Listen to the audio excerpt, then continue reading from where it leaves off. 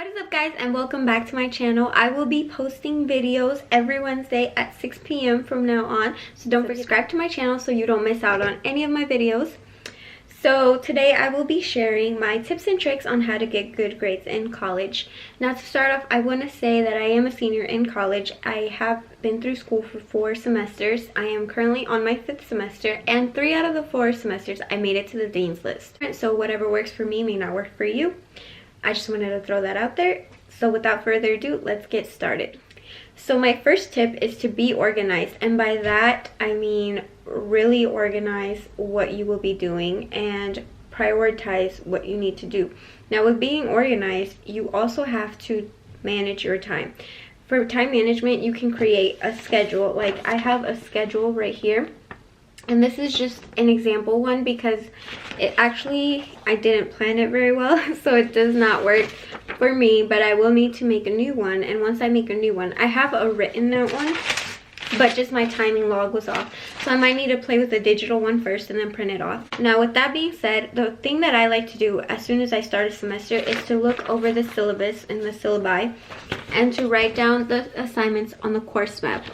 What I like to do is I like to go in and write down all of my assignments for the semester. As you can see, I wrote down all of the assignments for the semester, and in case something changes, I could always just write due on a certain day. Another thing I like to do once I look at my syllabus, and that is to highlight all of the important information. As you can see, all of this is pink, and as you saw on my agenda, well, in case you didn't see, I will show you. But all of my classes have a assigned color, and with that, I will know what assignment goes with what class, and it makes it easier because I used to have 18 credit hours, and a lot of my stuff was due on Sunday at 11:59. Now, this manage your time. That way your assignments get turned in on time and you are not stressing yourself because you do not have time for certain things in your life.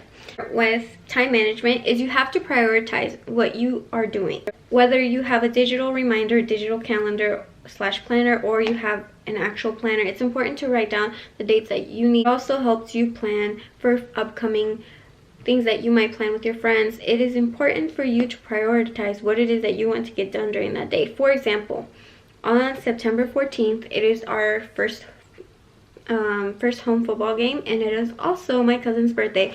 Now, I like to keep everything on can you see it?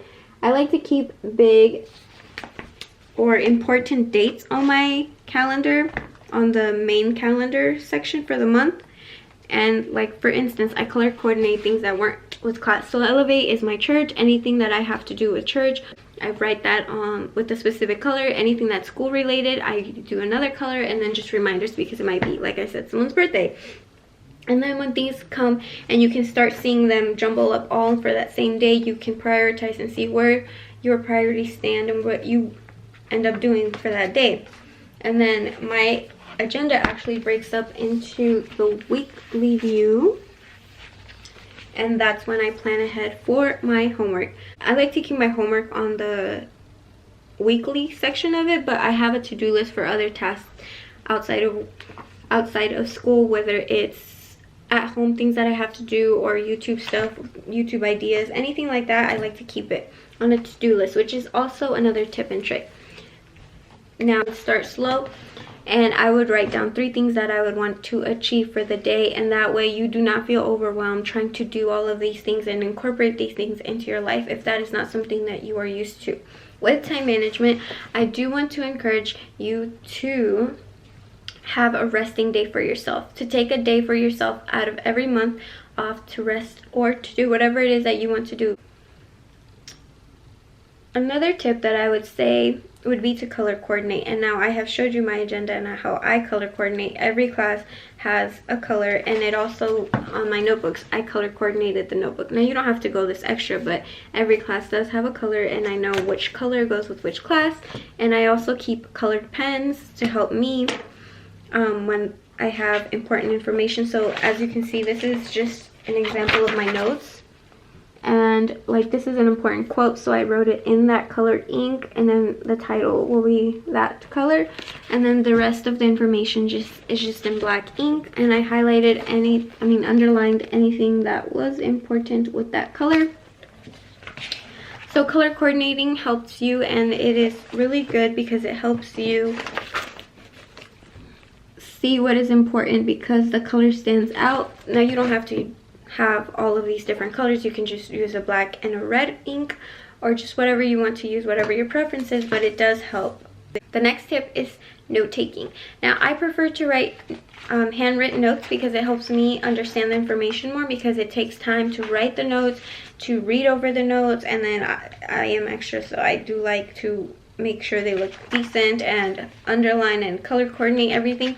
So it does take a little bit more effort, but the information tends to stick so much more than compared to when I would just type out my notes. I would print off the presentations that your teacher does if you want to print that off. I know not everybody likes those, but if you want to print it off and you can have it in front of you, and then as your professor is presenting the lecture, you can highlight any information from the slides that the teacher said might be on the test or that you think is important, and then you can use that to study, and then later on create flashcards if you choose to or not.